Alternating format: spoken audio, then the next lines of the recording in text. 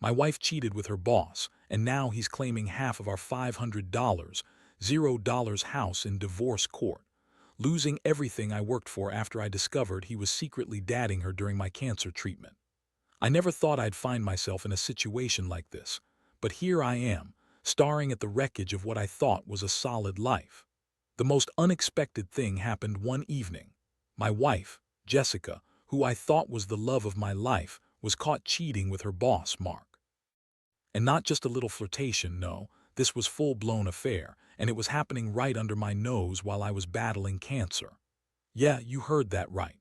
During my treatment, she was sneaking around with him, probably thinking I was too weak or distracted to notice. Turns out I noticed everything. It started subtly. Jessica always had a way of acting a little off lately, but I chalked it up to stress. She's a high-powered marketing exec, always busy, always on her phone. But then small things changed. Her phone started disappearing, she was secretive about her texts, and she'd get defensive when I asked her about her whereabouts. I'd catch her in little lies, like claiming she was working late when I knew she was at happy hour with her colleagues. I was too sick to push her, but something felt wrong. One day, I noticed her phone buzz while she was in the shower. I normally wouldn't do this, but I was desperate for clarity. I looked at her messages.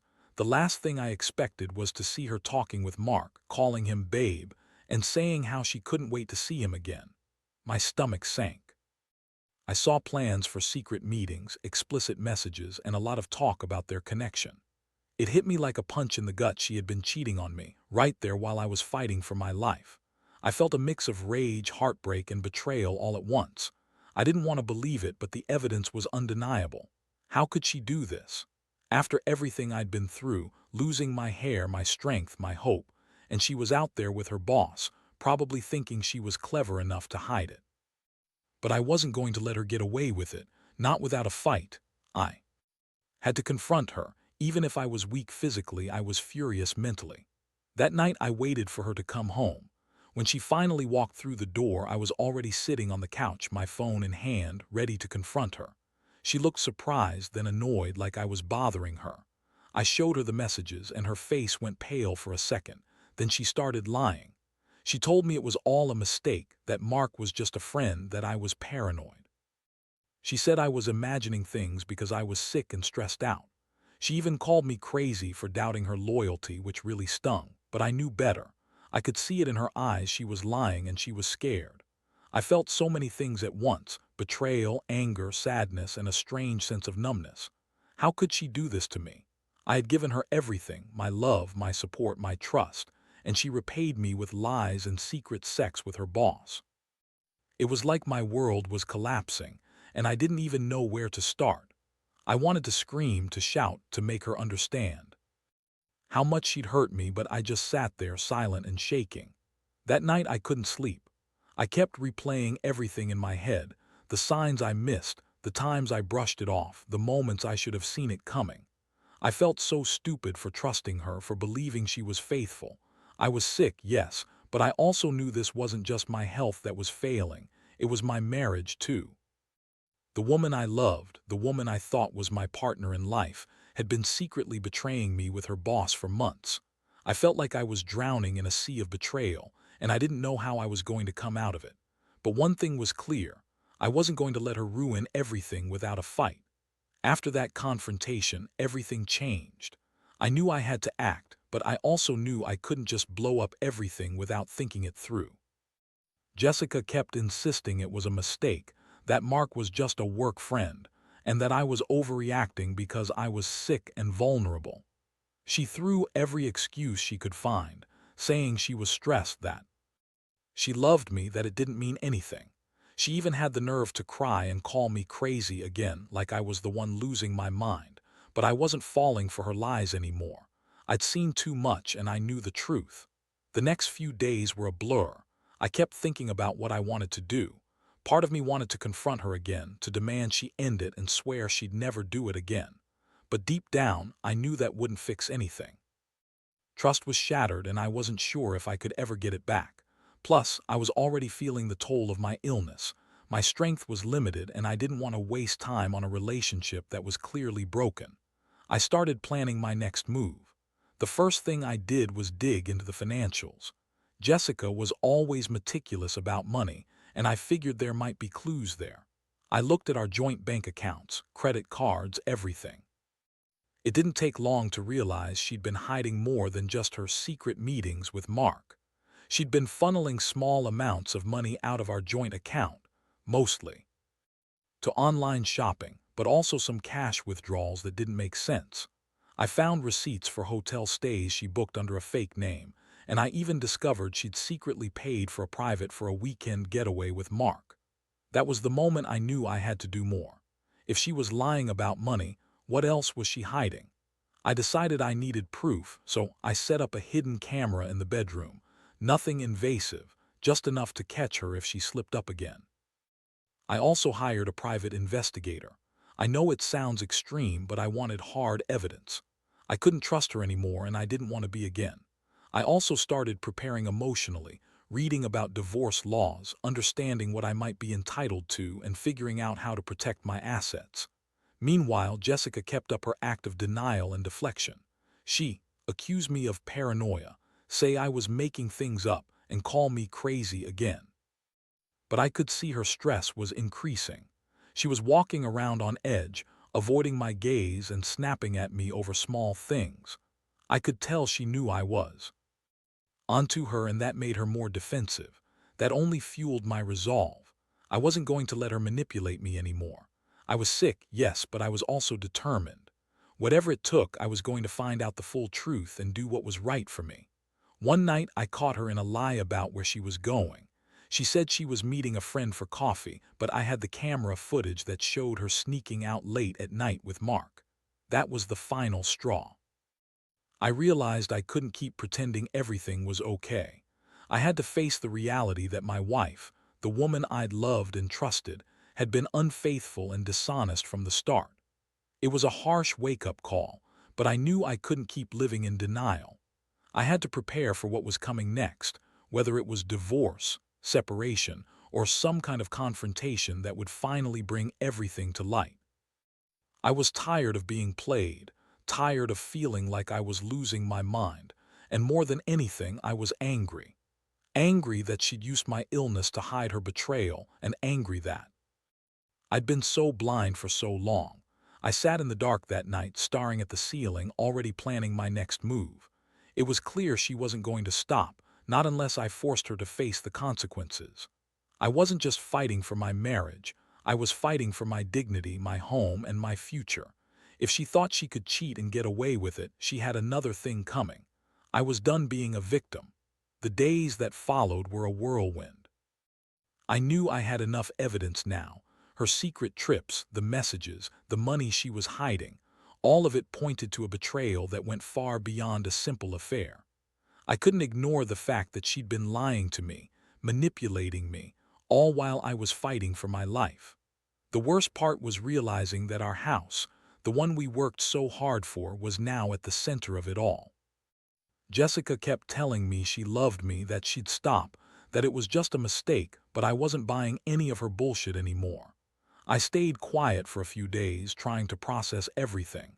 That's when I started to realize how much her betrayal had affected me emotionally. I'd been sick, yes, but this was a different kind of illness, one that ate away at trust, at my sense of security. Every time I looked at her, I saw the woman I thought I knew, but I also saw the lies, the secret meetings, the money she was hiding. It was like a betrayal so deep it cut through everything I believed about her. I felt angry, humiliated, and honestly a little broken. How could she do this to me, to us? One night I finally decided I couldn't stay silent anymore. I sat her down, looked her straight in the eyes, and told her I knew everything. Her face went pale again, but this time she didn't deny it. She just looked away, biting her lip, maybe realizing she'd pushed me too far. I told her I wanted a divorce. I was done playing her game.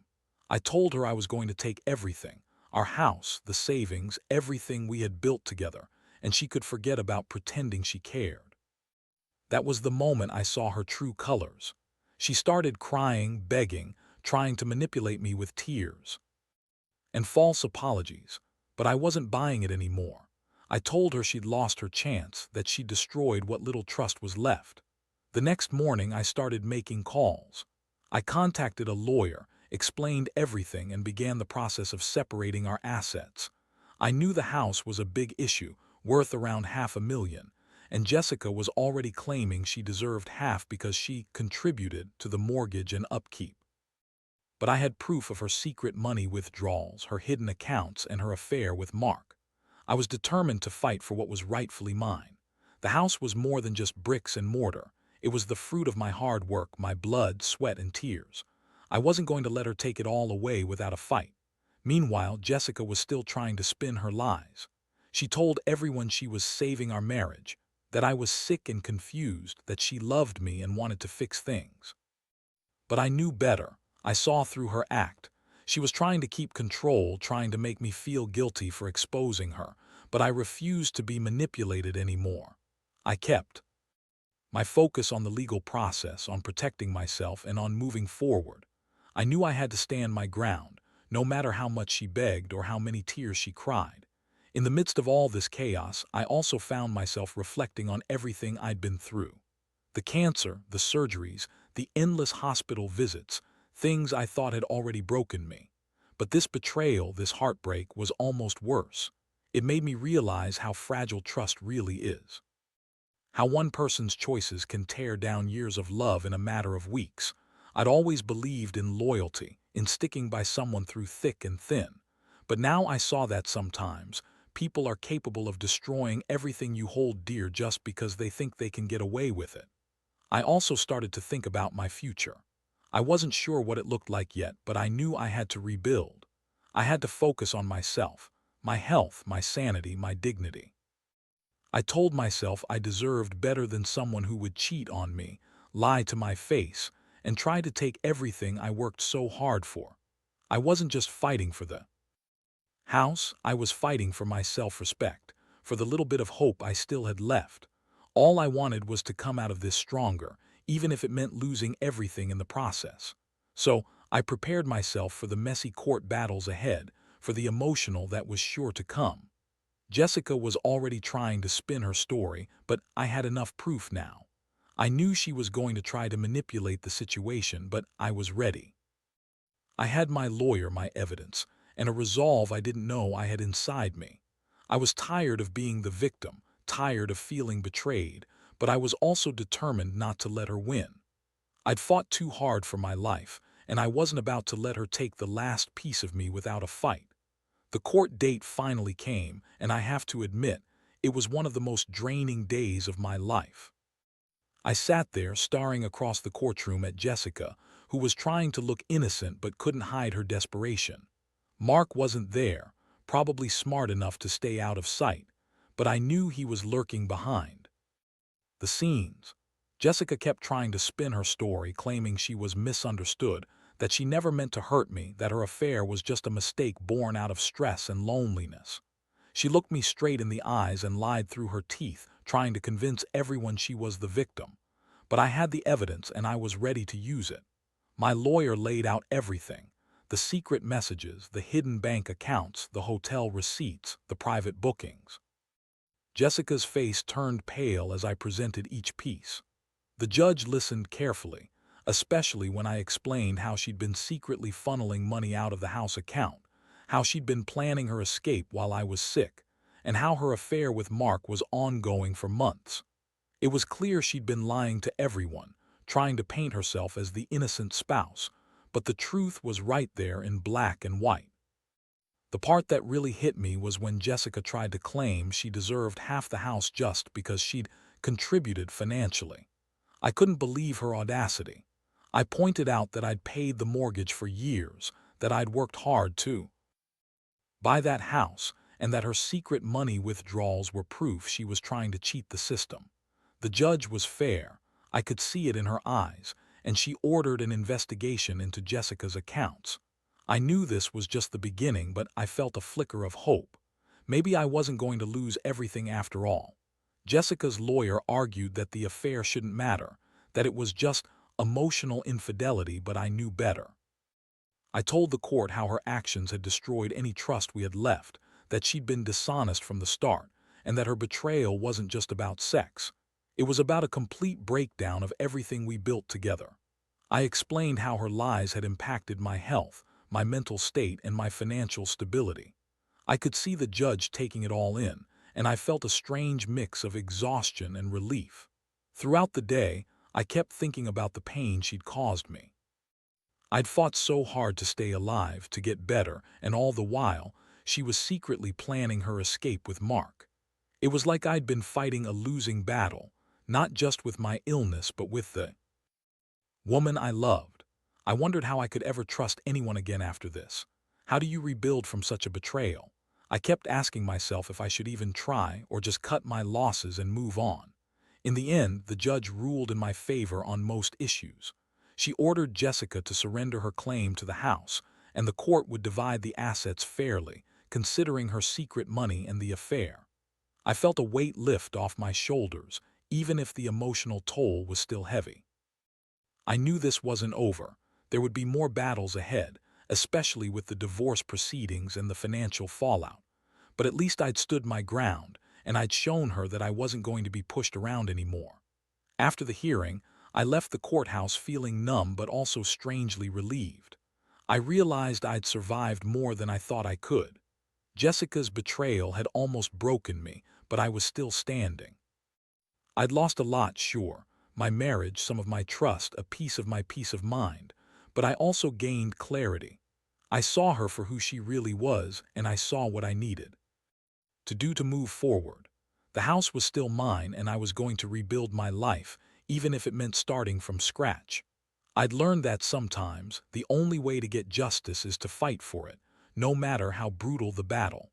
And I was ready for whatever came next. The aftermath of the court ruling hit me harder than I expected. I thought I'd feel some sense of victory, a relief that I'd fought for what was rightfully mine. But instead, I was left with a hollow feeling, like I'd just finished a marathon and realized I'd lost more than I gained. Jessica was furious. She screamed, called me every name in the book, and accused me of ruining her life. She said I was vindictive, that I was just bitter because I lost her. Honestly, I didn't care what she thought anymore. The damage was done, and I was already trying to pick up the pieces.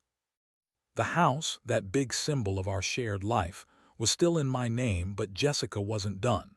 She immediately started making threats, talking about how she'd fight me for full custody of the kids, or how she'd drag me through court for years just to make my life miserable.